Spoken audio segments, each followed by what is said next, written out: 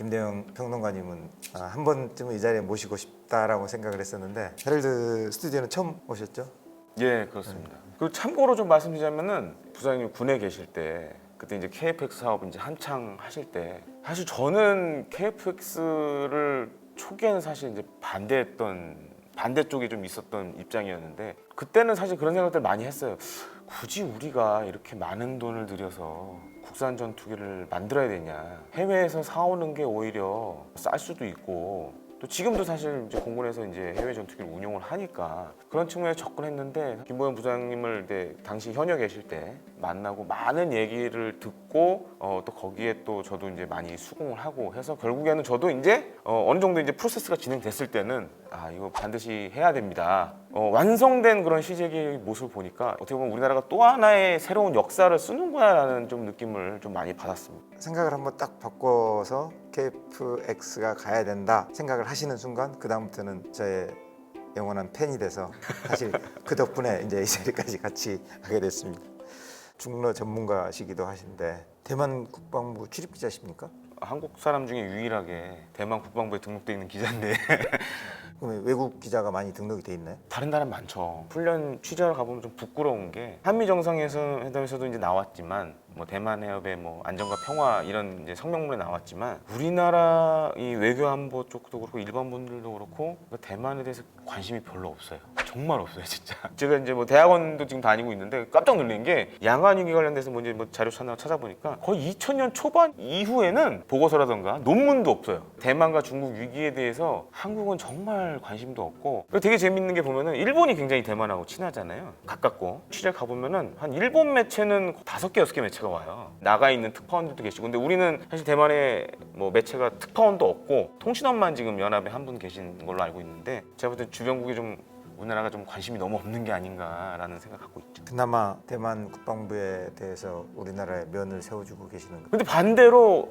대만에 이제 군에 계신 분들이나 뭐 외교 안보 이런 싱크탱크에 계신 분들은 한반도 문제에 굉장히 관심이 많아요. 왜냐면 이 한반도에서 뭔가 일이 생기면 대만도 영향이 올 수 있기 때문에 물어보는 것도 굉장히 많고 이제 우리가 중국과 수교를 하면서 이제 하나의 중국 정책 때문에 단교하고 있는 상황이지만 좀 개인적으로 다행이다라고 생각하는 거는 과거에 꽃보다 할배에서 이제 대만이 굉장히 이제 잘 나오면서 관광객들이 이제 많이 가기 시작했죠. 그러면서 이제 대만에 대한 관심도 많이 높아졌는데 물론 이제 우리가 일반 국민들의 관심도 중요하지만 사실 이 양안 위기라는 게 이렇게 따져 보면은 6.25 전쟁과도 좀 밀접한 연관이 있습니다. 어떤 연관이 있냐면은 6.25 전쟁 일어나기 전에 중국이 대만을 통일하기 위해서 이제 준비를 딱 하고 있다가 6.25 전쟁 터지니까 바로 그 병력이 항미원조라는 이름으로 우리나라 들어왔거든요.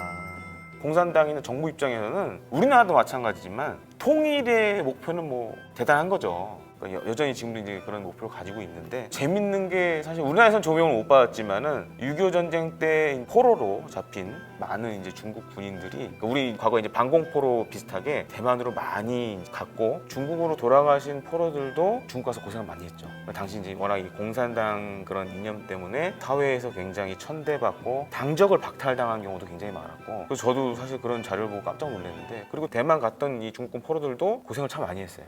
양안 간의 관계가 남북 관계에도 좀 영향을 미치는 부분이 적지 않아 있습니다. 그래서 그런 부분에 좀 우리도 좀 관심을 가져야 되지 않나. 단교되면서 애써 모르는 척 하다가 그게 굳어져서 정말 모르는 단계가 돼버렸고 공백기가 있었죠. 그때 한참 또 우리나라의 관심이 이제 중국에 다 있었죠. 경제적인 문제라든가 그러다 보니까는 소홀해지다가 어떻게 보면 이제 하나의 이제 프로그램을 통해서 아 이런 나라도 있었네 이러면서 이제 지금 이제 많이 이제 관심도 갖게 되고 또 지금 중국과 대만과의 관계가 너무 안 좋기 때문에 그런 부분에서 대만에 관심 많이 가시는 것 같아요.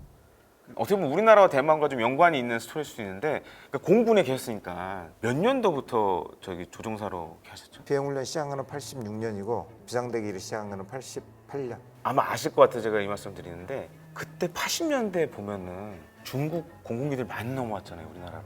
많이 넘어왔죠.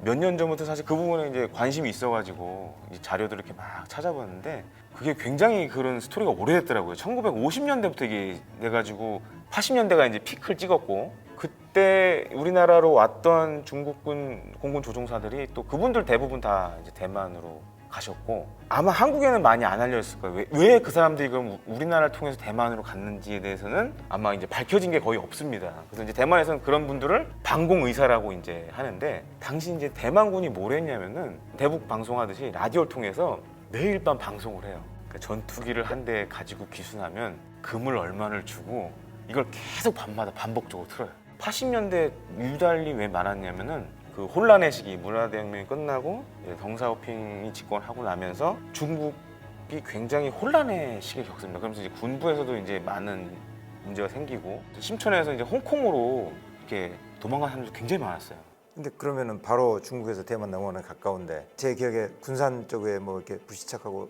그런 또 우리나라 넘어왔던 분들을 보면은 보통 이제 산둥반도 그쪽에 계셨던 분들이 그러니까 북쪽에 계셨던 분들은 일로 넘어오고 남쪽에 있던 분들은 이제 대만도 직접 간 경우도 있고 그래서 이제 당시에 이렇게 넘어가신 중국군 조종사들 같은 경우에는 대만상에서 굉장히 환영을 받았고 우리나라도 옛날에 이렇게 귀순하신 분들을 굉장히 이렇게 환영하듯이 똑같이 그렇게 했던 걸 또 최근에 또 발견한 바가 있습니다.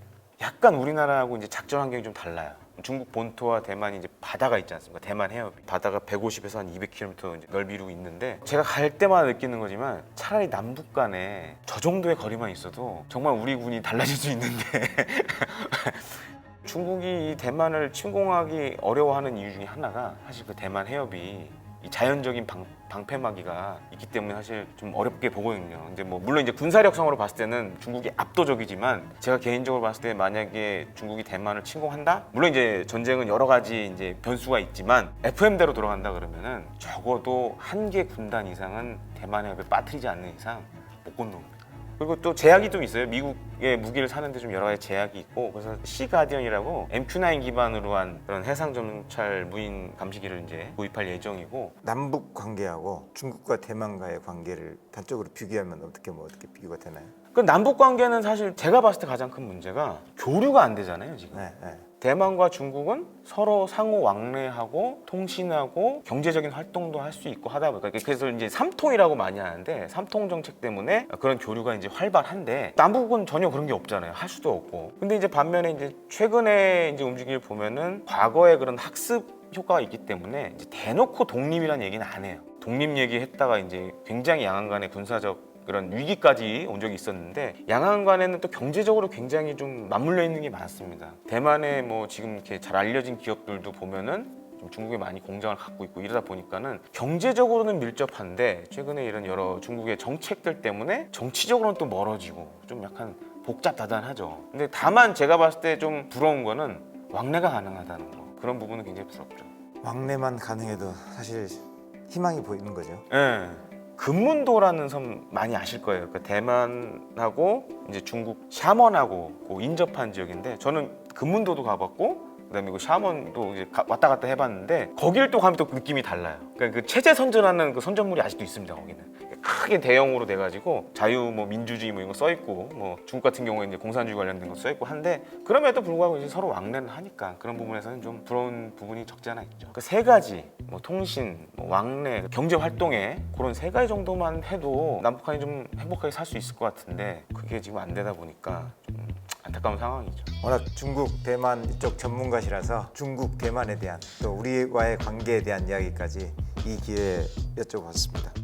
닮았죠? 옷도 우연히 닮은 것 같고 집사람이 이걸 골라주더라고요. 근데 약간 군복 비슷한 옷들이 있었는데 방송 나가는데 좀 화사하게 입어야겠다. 이걸 다 입었는데 마침 딱 맞았네요. 역시 뭔가 통하는 게 있어요.